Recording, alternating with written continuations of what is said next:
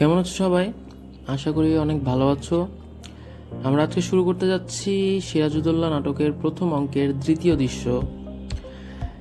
এর আগে আমাদের প্রথম দৃশ্যটা পড়া হয়েছিল। আমরা বলেছিলাম যে আমরা কিন্তু পুরো নাটকটাই আস্তে আস্তে খুব ভালো মতো পড়বো এবং প্রত্যেকটা সিঙ্গেল ডিটেইল লিখবো, কারণ নাটক থেকে কিন্তু তিনটা বিভাগ অর্থাৎ তিনটা সৃজনশীল থাকে। এখন তো 7টা সৃজনশীল লেখা থাকে, নাটক এবং উপন্যাস থেকে 3টা সৃজনশীল থাকে। এছাড়া অলমোস্ট এমসিকিউ থাকে 5+, টোটাল 5+ এমসিকিউ থাকে। 30টার মধ্যে 7-8টার মতো এমসিকিউ থাকে নাটক উপন্যাস থেকে। তো বুঝতেই পারছো এই নাটকটা থেকে তুমি মিনিমাম 4টা এমসিকিউ পাবা, 4টা অর্থাৎ 4 মার্কস, এবং 1টা বা 2টা তুমি সৃজনশীল পাবা। 2টা সৃজনশীল নাটক থেকে বেশিরভাগ দেয়। তো 20 আর 4 24 মার্কসের মতো এখান থেকে আসবে 100-এর মধ্যে। তো বুঝতেই পারছো যে এটা আসলে ডিটেইলে পড়া আমাদের জন্য কতটা জরুরি। তোমরা বাসাতেও পড়বা এবং আমি দেখিয়ে দিচ্ছি এই জন্যই যাতে তোমাদের বাসাতে পড়তে সুবিধা হয়। আমি যদি বলে দিতাম গোটা নাটকটা পড়া আমি যদি জাস্ট শর্টকাটে সেরে দিতাম, তোমাদের আসলে গোটা নাটকটা পড়তে কষ্ট হতো। তাই তোমাদের কষ্ট কমানোর জন্য আমি তোমাদের সাথে সাথেই যাচ্ছি, অল্প অল্প করে পড়াচ্ছি কিন্তু ডিটেইলে পড়াচ্ছি, এবং তোমরা প্রতিটা ভিডিও ক্লাস দেখার সাথে সাথে যতটুকু অংশ পড়াচ্ছি ভালো মতো পড়ে নাও। আশা করি তোমাদের এই নাটকে কোনো রকম সমস্যা থাকবে না। চলো চলে যাই যে দ্বিতীয় দৃশ্যতে কি বলছে। দ্বিতীয় দৃশ্য স্টার্ট হচ্ছে, সময়টা খেয়াল করে দেখো। সময়টা হলো 1756 সাল 3রা জুলাই। স্থান হলো কলকাতা ভাগীরথী নদীতে ফোর্ট উইলিয়াম জাহাজ। ঠিক আছে, কলকাতা ভাগীরথী নদীতে ফোর্ট উইলিয়াম জাহাজে দ্বিতীয় দৃশ্যটি, এবং স্থান তারিখ সময়টা মনে রাখবো 1756 সাল 3রা জুলাই। ঠিক আছে, দ্বিতীয় দৃশ্য প্রথম অঙ্কের দ্বিতীয় দৃশ্য। তো এতটুকু বাদ দিয়ে আসো আমরা ড্রেক কি বলছে শুনি। ড্রেক বলছে, এই তো কিলপ্যাট্রিক ফিরে এসেছেন মাদ্রাজ থেকে, ওর কাছেই শোনো প্রয়োজনীয় সাহায্য। হ্যারি এসে পড়লো বলে এই তো বলতে চাইছেন, কিন্তু সে সাহায্য এসে পৌঁছাবার আগেই আমাদের দফা শেষ হবে মিস্টার ড্রেক। এখন মার্টিন কি বলছে দেখো। মার্টিন বলছে, এটা সবাই এক একটা ক্যারেক্টার। কিলপ্যাট্রিক সাহেবের সুখবর নিয়ে আসাটা আপাতত আমাদের কাছে মোটেও সুখবর নয়। কেন তাদের কাছে মোটেও সুখবর নয় আমরা একটু দেখি। কারণ তিনি মাত্র 250 সৈন্য নিয়ে হাজির হয়েছেন, অর্থাৎ মাত্র 250 সৈন্য নিয়ে হাজির হয়েছেন তিনি। এই ভরসায় একটা দাঙ্গাও করা যাবে না। যুদ্ধ করে কলকাতা জয় তো দূরের কথা। ড্রেক কি বলছে, তবুও তো লোকবল কিছুটা বাড়লো। হ্যারি, লোকবল বাড়ুক আর না বাড়ুক, আমাদের অংশীদার বাড়লো তা অবশ্য ঠিক। ড্রেক, আহার্য কোনো রকমের জোগাড় হবেই, অর্থাৎ আহার্য মানে কিন্তু খাবার। মার্টিন কি বলছে, কি করে হবে তাই বলুন না মিস্টার ড্রেক। আমরা আমাদের ভবিষ্যৎটাই তো জানতে চাইছি। এ পর্যন্ত দুবেলা আহার্যের বন্দোবস্ত হয়েছে? ধারে কাছে হাট বাজার নেই। নবাবের হুকুমে প্রকাশ্যে কেউ কোনো জিনিস আমাদের কাছে বেচেও না। 4 গুণ দাম দিয়ে কতদিন গোপনে সওদাপাতি কিনতে হয়। এই অবস্থা কতদিন চলবে সেটা আমাদের জানা দরকার। কিলপ্যাট্রিক বলছে, এত অল্পে অধৈর্য হলে চলবে কেন? হ্যারি, ধৈর্য ধরবো আমরা কিসের আশায় সেটাও তো জানতে হবে। ড্রেক কি বলছে, যা হয়েছে তা নিয়ে বিবাদ করে কোনো লাভ নেই, দোষ কারো একার নয়। মার্টিন কি বলছে, দেখো, যারা এ পর্যন্ত হুকুম দেবার মালিক তাদের দোষেই আজ আমরা কলকাতা থেকে বিতাড়িত। বিশেষ করে আপনার হঠকারিতার জন্যই আজ আমাদের এই দুর্ভোগ। ড্রেক, আমার হঠকারিতা? আচ্ছা বলে রাখি, ড্রেক পালিয়ে গেল আসলে যুদ্ধক্ষেত্র থেকে, পিছের দরজা দিয়ে নৌকা করে পালিয়ে গেছিল না ড্রেক, এই সেই ড্রেক। তারা এখনো আশ্রয় নিয়েছে কলকাতা ভাগীরথী নদীতে ফোর্ট উইলিয়াম জাহাজে, একটা জাহাজের মধ্যে তারা আছে লুকায়। মার্টিন, তা নয় তো কি, অমন উদ্ধত ভাষায় নবাবকে চিঠি দেবার কি প্রয়োজন ছিল? তাছাড়া নবাবের আদেশ অমান্য করে কৃষ্ণবল্লভকে আশ্রয় দেবারই বা কারণ কি কারণ? ড্রেক বলছে, সব ব্যাপারে সকলের মাথা গলানো সাজে না। হ্যারি, তা তো বটেই। কৃষ্ণবল্লভের কাছ থেকে কি পরিমাণ টাকা উৎকোচ নেবেন মিস্টার ড্রেক, তা নিয়ে আমরা মাথা ঘামাবো কেন? উৎকোচ মানে ঘুষ। অর্থাৎ কি করেছে ড্রেক? ঘুষ নিয়েছে কৃষ্ণবল্লভের কাছে এবং আশ্রয় দিয়েছে, যেটা নবাবের পছন্দ হয়নি। কিন্তু এটা বলতে আমাদের কোনো বাধা নেই যে ঘুষের অঙ্ক বড় বেশ মোটা হওয়ার ফলে নবাবের ধমকানি সত্ত্বেও কৃষ্ণবল্লভকে ত্যাগ করতে পারেননি মিস্টার ড্রেক। অর্থাৎ নবাব ধমকানি দিছে, তারপরও কেন মিস্টার ড্রেক কৃষ্ণবল্লভকে ত্যাগ করতে পারেনি? কারণ কৃষ্ণবল্লভ মোটা টাকা ঘুষ দিয়েছে। ড্রেক কি বলছে? আমার রিপোর্ট আমি কাউন্সিলের কাছে দাখিল করেছি। মার্টিন, রিপোর্টের কথা রেখে দিন, তাতে আর যাই হোক সত্যি কথা বলা হয়নি। ওই তো রিপোর্ট তৈরি করেছেন, কলকাতা যে ডুবিয়ে দিয়ে এসেছেন তার, ওর ভেতরে একটা বর্ণ সত্যি কথা খুঁজে পাওয়া যাবে? Drake, that's none of your business. Martin, of course it is. Kilpatrick, তোমারই বা হঠাৎ এমন সাধুত্বের দাবিদার হলে কিসের? ড্রেক, তোমাদের দুজনের ব্যাংক ব্যালেন্স 20,000-এর কম নয় কারোরই, অথচ তোমরা কোম্পানির 70 টাকা বেতনের কর্মচারী।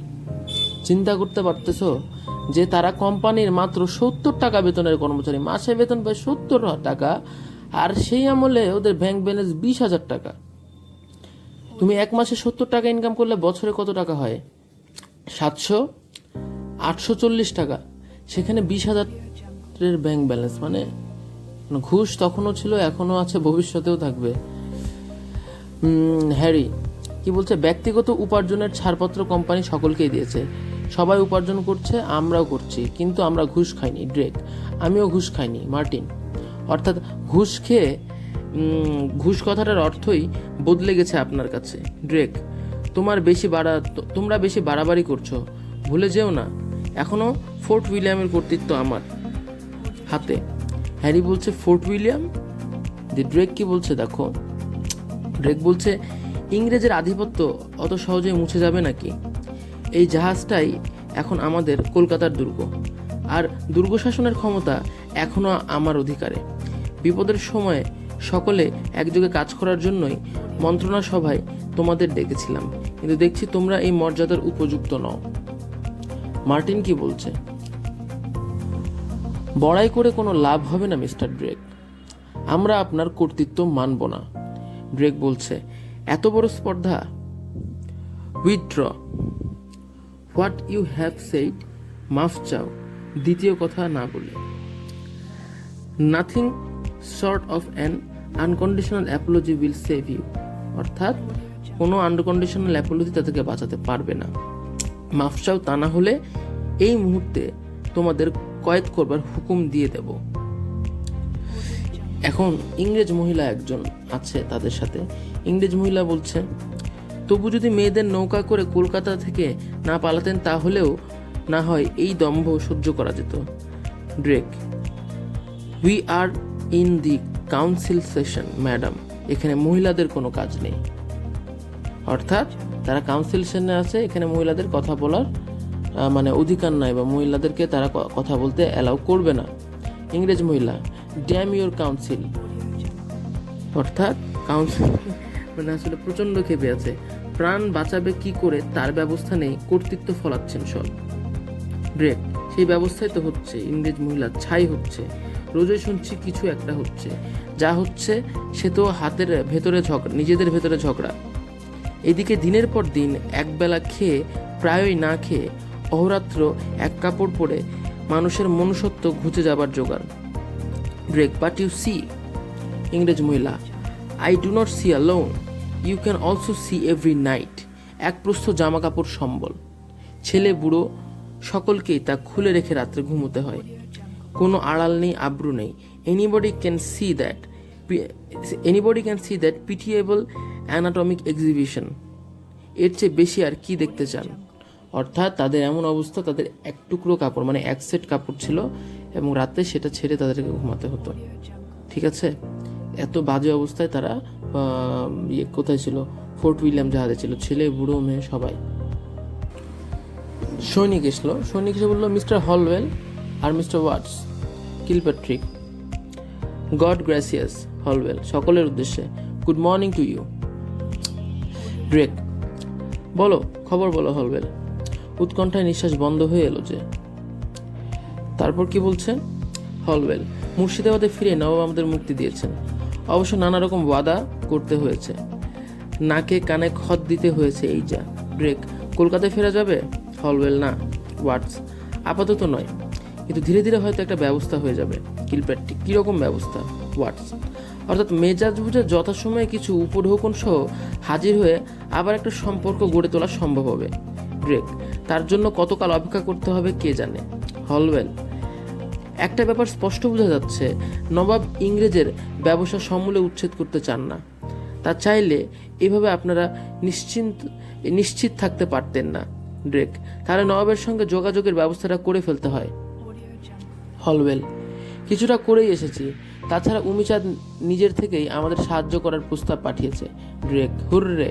ওয়ার্স: মির্জাফর, জগৎ, রাজবল্লভ এরাও আস্তে আস্তে নবাবের কানে কথাটা তুলবেন। ড্রেক: আশা করি তোমাদের মেজাজ এখন কিছুটা ঠান্ডা হয়েছে। আমাদের মিলেমিশে থাকতে হবে, একযোগে কাজ করতে হবে।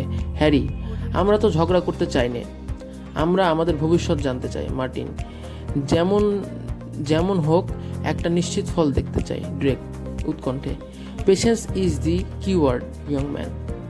হলওয়েল: কি মশা! সিরাজউদ্দৌলা মসকিউটো ব্রিগেড মোবিলাইজ করে দিয়েছে নাকি? অর্থাৎ বলছে যে মশার আর্মি আবার পাঠিয়ে দিয়েছে নাকি ইংরেজদেরকে কামড়ানোর জন্য। এটা কিন্তু একটা উপদ্রব করে এই লাইনটা বলা হয়েছে, ঠিক আছে? এই লাইনটা কিন্তু ব্যাখ্যা করতে দিতে পারে যে এইখানে কেন বলেছে সিরাজউদ্দৌলা মসকিউটো ব্রিগেড মোবিলাইজ করে দিয়েছে নাকি, আসলে এটা উপদ্রব করে বলেছে। ড্রেক: যা বলছো, ম্যালেরিয়া আর ডিসেন্ট্রিতে ভুগে কয়েকজন এর ভেতরে মারাও গেছে। ওয়ার্স: বড় ভয়ানক জায়গায় আস্থানা গেড়েছেন আপনারা। Drake: but it is important from military point of view. সমুদ্র কাছেই, কলকাতাও 40 মাইলের ভেতরে, প্রয়োজন হলে যে কোনো দিকে ধাওয়া করা যাবে। Kilpatrick: that's true. কলকাতায় ফেরার আশায় বসে থাকতে হলে এই জায়গা সবচেয়ে নিরাপদ। নদীর দুপাশে ঘন জঙ্গল, সেদিক দিয়ে বিপদের কোনো আশঙ্কা নেই। বিপদ যদি আসেই তাহলে তা আসবে কলকাতার দিক থেকে গঙ্গার স্রোতে ভেসে, কাজে সতর্ক হবার যথেষ্ট সময় পাওয়া যাবে। হলওয়েল কি বলছে দেখো, যে কলকাতার দিক থেকে আপাতত কোনো বিপদের সম্ভাবনা নেই। উমিচাঁদ কলকাতার দেওয়ান মানিকচাঁদকে হাত করেছে। তার অনুমতি পেলেই জঙ্গল কেটে আমরা এখানে হাট বাজার বসিয়ে দেব। ড্রেক: অফকোর্স, নেটিভরা আমাদের সঙ্গে ব্যবসা করতে চায়, কিন্তু ফৌজদারের ভয়ে তা পারছে না। উমিচাঁদের লোক চিঠি নিয়ে আসছে। কি চিঠি নিয়ে আসছে? সকলে: হোয়াট, এত তাড়াতাড়ি? ড্রেক মাঝে মাঝে উচ্চস্বরে পত্র পড়তে লাগলো। আমি চিরকালেই ইংরেজের বন্ধু, মৃত্যু পর্যন্ত এই বন্ধুত্ব আমি বজায় রাখিব। মানিকচাঁদকে অনেক কষ্টে রাজি করানো হয়েছে, সে কলকাতায় ইংরেজদের ব্যবসা করিবার অনুমতি দিয়েছে। এর জন্য তাহাকে 12,000 টাকা নজরানা দিতে হইয়াছে। টাকাটা নিজের তহবিল হইতে দিয়া দেওয়ানের স্বাক্ষরিত হুকুমনামা হাতে হাতে সংগ্রহ করিয়া পত্রবাহক মারফত পাঠাইলাম। এই টাকা এবং আমার পারিশ্রমিক ও অন্যান্য ব্যয় বাবদ যাহা ন্যায্য বিবেচিত হয় তাহা পত্রবাহকের হাতে পাঠাইলে আমি চিরকৃতজ্ঞ থাকিব। বলা বাহুল্য, পারিশ্রমিক বাবদ আমি 5,000 টাকা পাইবার আশা করি। অবশ্য ড্রেক সাহেবের বিবেচনায় তাহা গ্রাহ্য না হইলে 200-400 টাকা কম লইতেও আমার কোনো আপত্তি নাই। কোম্পানি আমার উপর 16 আনা বিশ্বাস রাখিতে পারে। সুদূর লাহোর হইতে আমি বাংলাদেশে আসিয়াছি অর্থ উপার্জনের জন্য, যেমন আসিয়াছেন কোম্পানির লোকেরা। কাজেই উদ্দেশ্যের দিক দিয়ে বিচার করিলে আমি আপনাদেরই সমগোত্রীয়। চিঠি ভাঁজ করতে করতে: আ perfect scoundrel is this Umichand. অর্থাৎ উমিচাঁদের কিন্তু যে বলছে না যে 12,000 টাকার মতো খরচ হয়েছে, আসলে ওর কিন্তু 12,000 টাকা খরচ হয়নি। ও আসলে বাড়ায় বলতেছে, আবার নিজের পারিশ্রমিক বাবদ টাকাও নিবে। মানে বুঝতেই তো পারছো, মানে এলাহি কাররা, মানে ঘুষ, এপিক লেভেলে ঘুষ চলে, যে যার কাছ থেকে পাচ্ছে সময় সুযোগ বুঝে টাকা খাচ্ছে। হলওয়েল: কিন্তু উমিচাঁদের সাহায্য তো হাতছাড়া করা যাচ্ছে না। Watts: even when it is too costly. Drake: সেই তো মুশকিল। ওর লোভের অন্ত নেই। কার লোভের অন্ত নেই? উমিচাঁদের লোভের অন্ত নেই। মানিকচাঁদের হুকুমনামার জন্য 17,000 টাকা দাবি করেছে।